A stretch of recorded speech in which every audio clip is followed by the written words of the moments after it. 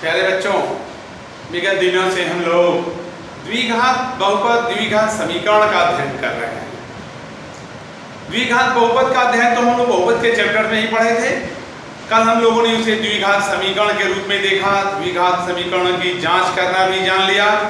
आज हम लोग अपने इस गणित की कक्षा में द्विघात समीकरण के चैप्टर में द्विघात समीकरण का एक मूल ज्ञात होने पर अज्ञात राशि का मान ज्ञात करना सीखेंगे। उससे संबंधित एक प्रश्न आपको लिखा हुआ दिख रहा होगा। एक प्रश्न है x² + 3mx - 2m = 0 का एक मूल यदि x बराबर 2 हो तो m का मान ज्ञात कीजिए। ऐसी स्थिति में m का मान ज्ञात करने के लिए आप पिछली कक्षाओं में भी ऐसे प्रश्नों को हल करके आए हैं। हम इस दिए गए प्रश्न में x का मान रख देंगे और x का मान रखने पर m का मान आपका स्वतः निकल जाएगा। वही आपको अज्ञात पद का मान पूछा जा रहा है। आइए अब हम इसको हल करते हैं। हल के लिए हमारा द्विघात समीकरण जो दिया हुआ है x² + 3mx - 2m = 0 है।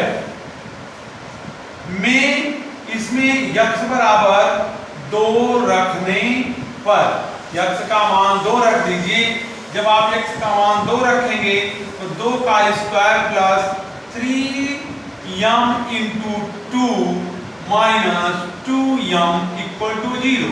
आप देखें आगे की ओर 2 दूना 4 हुआ, ये क्या हुआ 3 दूना 6m हुआ -2m हुआ = 0। आप आगे जाएंगे 6m से 2m घटाएंगे 4m हो गया और 4 को पक्षांतर करेंगे -4 हो गया। m की वैल्यू आ गई -4/4। Then m = -1। m = -1। हमारे इस द्विघात समीकरण में m ही एक ऐसा अज्ञात पद था जिसका मान ज्ञात करने के लिए कहा जा रहा था। आपको m का मान प्राप्त हो गया। यही हम लोग लिख देंगे m का मान -1। इसी कड़ी में हम आगे की ओर एक आध प्रश्नों का और अध्ययन करें। देखें ध्यान से एक प्रश्न और x²। हाँ, अब एक दूसरे प्रश्न की ओर हम लोग देखें। सवाल हमारा कह रहा है x² + 2x - p = 0 का एक मूल अगर -2 है तो अज्ञात पद p का मान ज्ञात कीजिए। अज्ञात पद p निकालना है। एक मूल का मान दिया हुआ है -2। इस प्रश्न से ही जान लें हमारी चर राशि का मान एक मूल होने का अर्थ है कि चर राशि का मान दिया गया है। हमारी ये चर राशि का मान x की वैल्यू -2 दी गई है। हम लोग लिखेंगे, यहाँ हल करेंगे। हल करते समय हम लिखेंगे दिए गए बहुपद या दिए गए द्विघात समीकरण में, ये भी लिखने का एक तरीका है। द्विघात समीकरण में x बराबर -2 रखने पर रख दीजिए x² + 2x - p = 0। x की जगह -2 रख दीजिए और +2 × -2 रख दीजिए। -p यहाँ हो जाएगा = 0। ये 2 दूना 4 हो गया, ये -4 हो जाएगा। -p = 0, ये आपस में कट जाएंगे। -p = 0 हो गया। Then p = 0। इस अज्ञात पद का मान क्या निकल गया? अज्ञात पद का मान 0 निकल गया।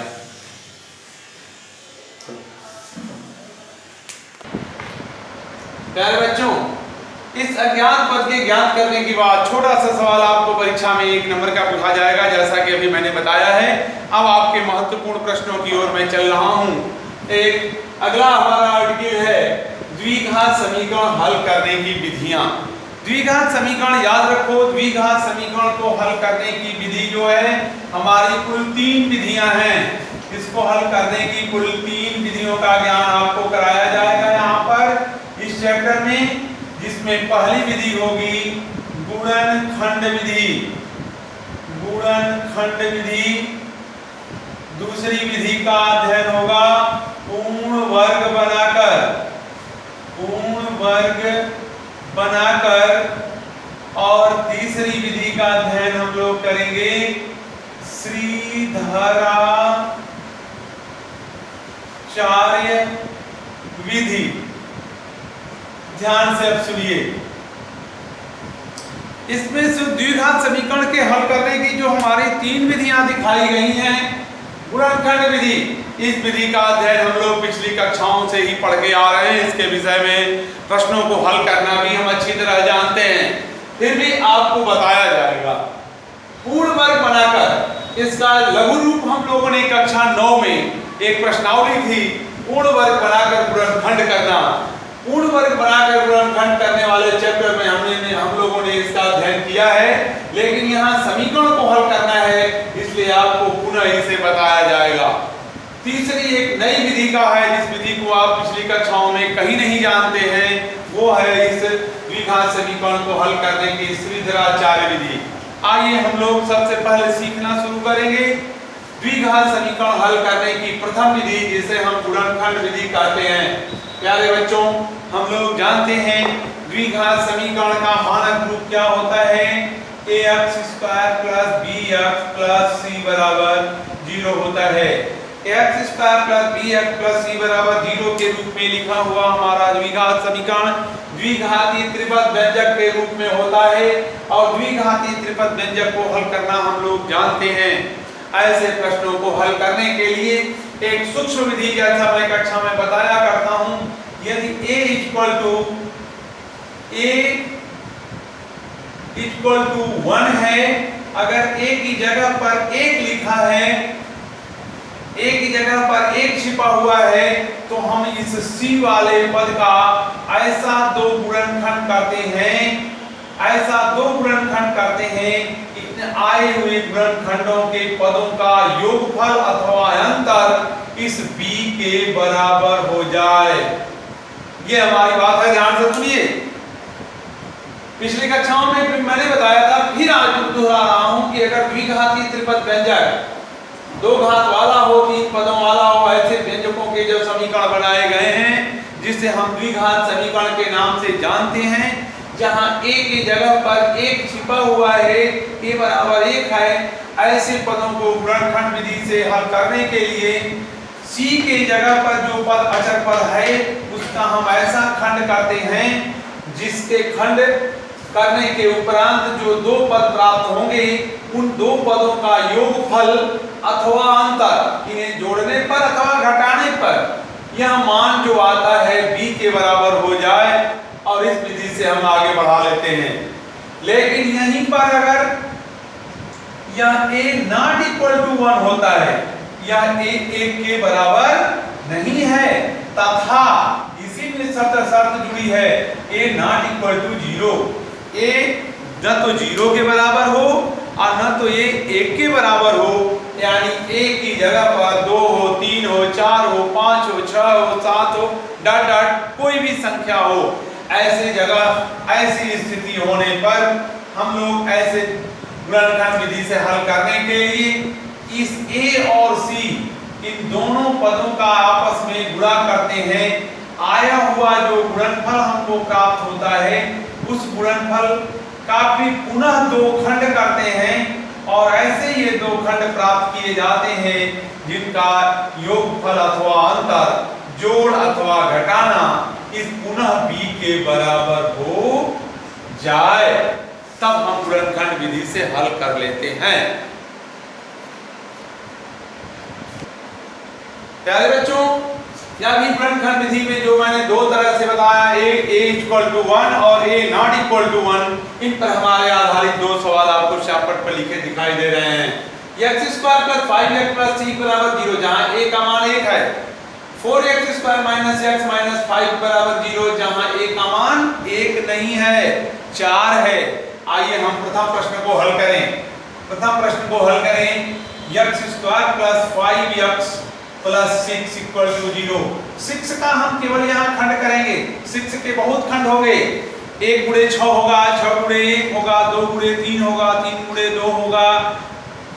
तो हम ऐसे गुणनखंडों का चयन करेंगे जिनके पदों का योगफल, जैसे 6 का गुणनखंड 2 गुणे 3 हो गया, तो फिर 2 में 3 जोड़ेंगे 5 मिल जाएगा हमको।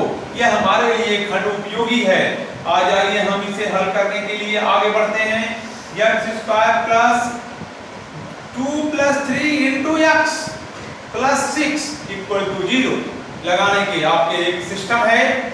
2 तिहाई 6 हुआ, 2 में 3 जोड़ा 5 पाया। आगे x square plus 2x plus 3x plus 6 equal to 0। Then जोड़ा बढ़ा करके इनके कॉमन निकाल लीजिए।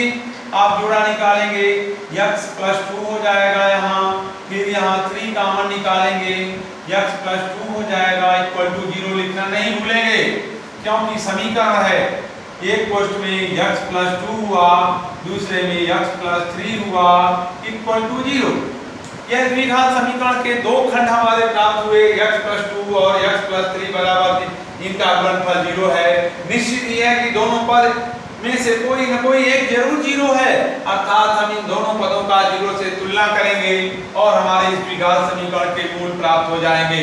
आइए हम लोग लिखते हैं, यदि x minus 2 equal to 0 then x equal to 2। इसी प्रकार नहीं -2 सॉरी -2। इसी प्रकार से हम आगे देखें, इसी प्रकार से देखें x plus 3 equal to 0 then x equal to -3। ये -3 का बनता है। इसी प्रकार यदि हम देखें कि x plus 3 equal to 0 then x equal to -3।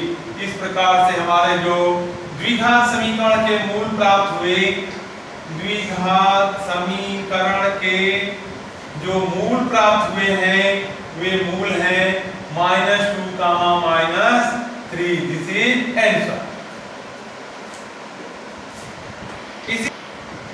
इसी कड़ी में हम लोग देखते हैं आगे की ओर।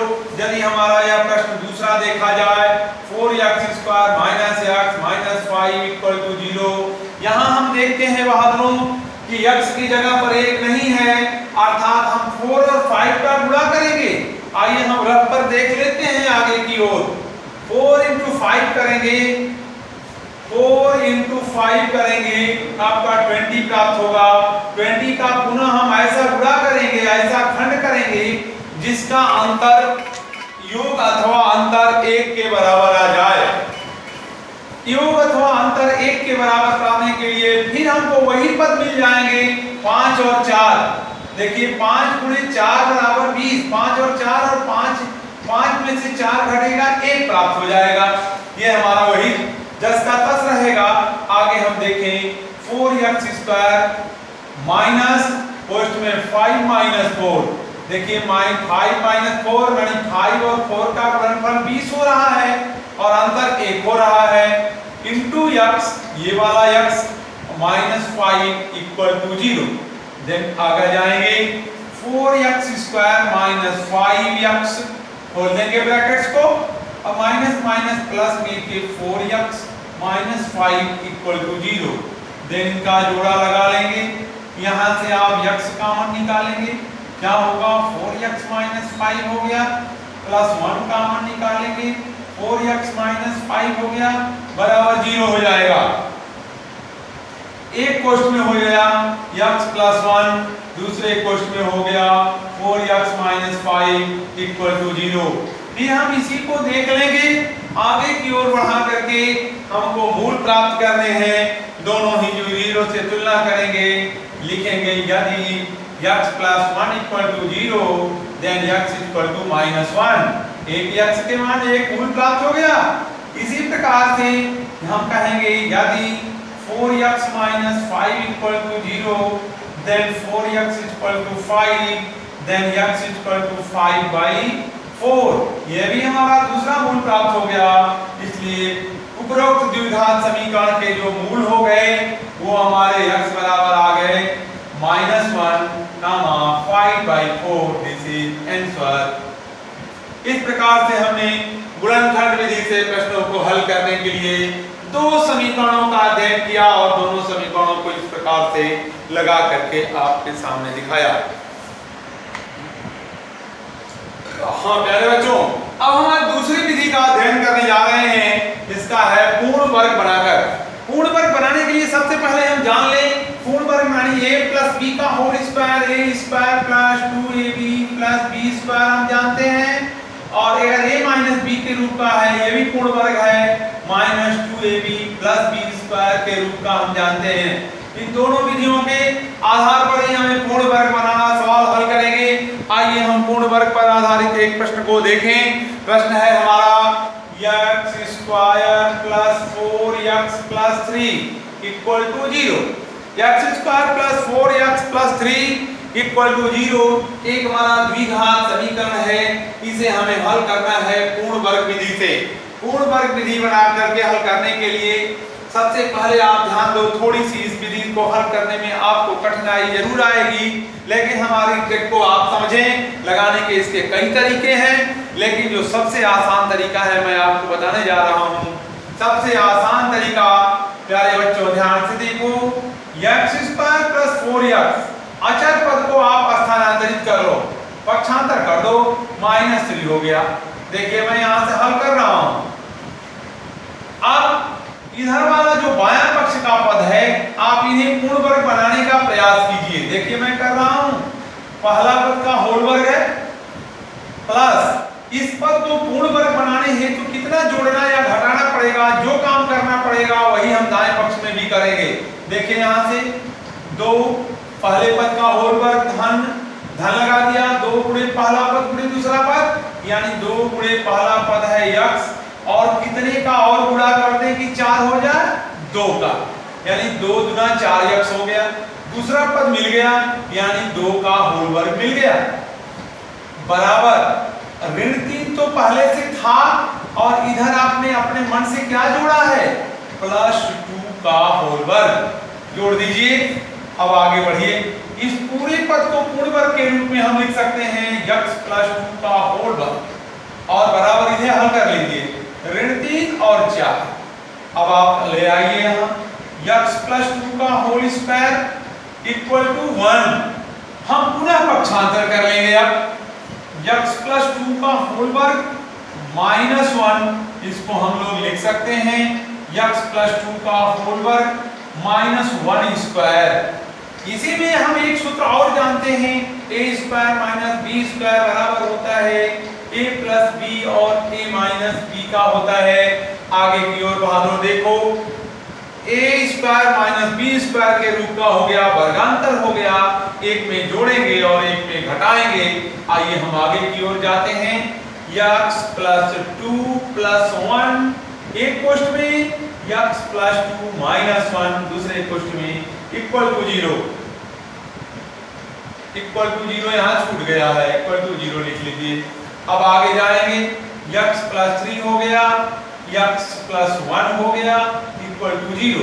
फिर वही काम जैसा कि पीछे करते रहे हो, x + 3 = 0, then x = -3। इसी प्रकार यदि x + 1 = 0, then x = -1। इस प्रकार से हमारे जो मूल हो गए वो मूल क्या है, क्या मूल प्राप्त हुए हैं आपको, एक यहाँ है और एक यहाँ है, अर्थात मूल बराबर -1, -3। इसी के साथ आपको कुछ अभ्यास के लिए प्रश्न आपको व्हाट्सएप पर दिए जा रहे हैं, आप उन्हें होमवर्क के रूप में पूरा करेंगे। धन्यवाद।